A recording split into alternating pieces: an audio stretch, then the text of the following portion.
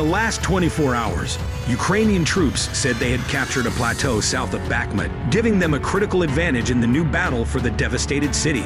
Ukrainian commanders now say that since they launched their counterattack in mid-May, they have liberated 65 square miles of territory, roughly half the size of Rutland. Hanna Malyar, Ukraine's deputy defense minister, said Ukrainian troops had established fire control at Bakhmut's entry and exit.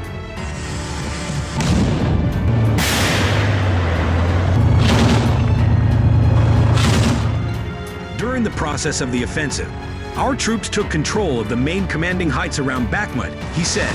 The fighting once again focused on Bakhmut, which was largely destroyed in Wagner's 8-month siege. Over the past 24 hours, Ukrainian missile and artillery units have hit 14 enemy artillery systems in firing positions, 4 electronic warfare systems, 4 command and control points, and a number of other important targets.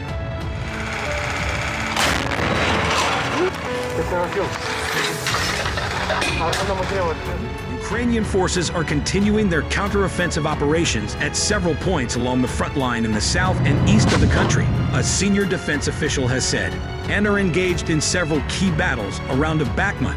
The Ukrainian Air Force has carried out 8 attacks on Russian manpower and equipment groups, 1 on a command post and another targeting their anti-aircraft missile complex. Over the past 24 hours, the missile and artillery forces have engaged 14 artillery systems in firing positions, 4 e-warfare systems, 4 command and control points, 1 military equipment cluster, 6 anti-aircraft defense systems, 3 manpower clusters, ammunition depots, and 2 another important enemy facility, the General Staff concluded.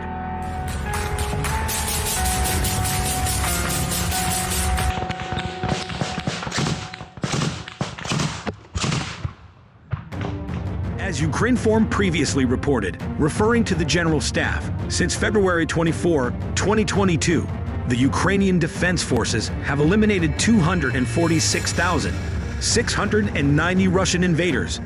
Russian military bloggers, who are generally considered to be better informed than much of mainstream Russian media, confirmed that there had been heavy fighting around Klishchivka, although they said the village had not yet fallen to the Ukrainians. Ukrainian troops have not stopped trying to seize tactical heights in the Klishchivka area, said Rybar, a Telegram channel with 1.2 million followers. Russian units stopped all attacks with concentrated artillery and small arms fire.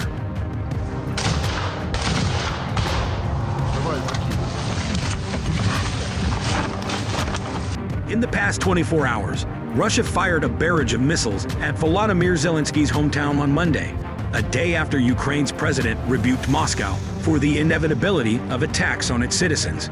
At least 5 people, including a young girl, were killed in Kryvyi Rih, mostly spared from Russian duping, in a tit-for-tat attack. On Sunday, Mr. Zelensky said an attack on Russian soil was an inevitable, natural, and absolutely just process in war.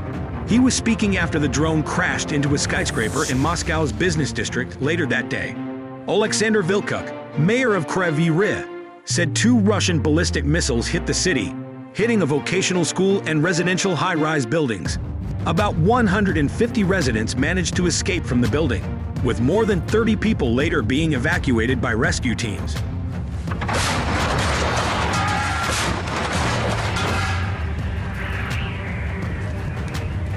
The Ukrainian armed forces knocked the Russians out of positions south of Avdiivka.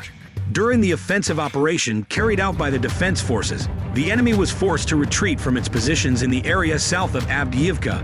Pavlo Kovalchuk, spokesman for the General Staff of the Ukrainian Armed Forces, said in a national United News telethon. Ukrainian forces shot down a Russian Ka-52 Alligator attack helicopter on Tuesday morning, according to Ukraine's military.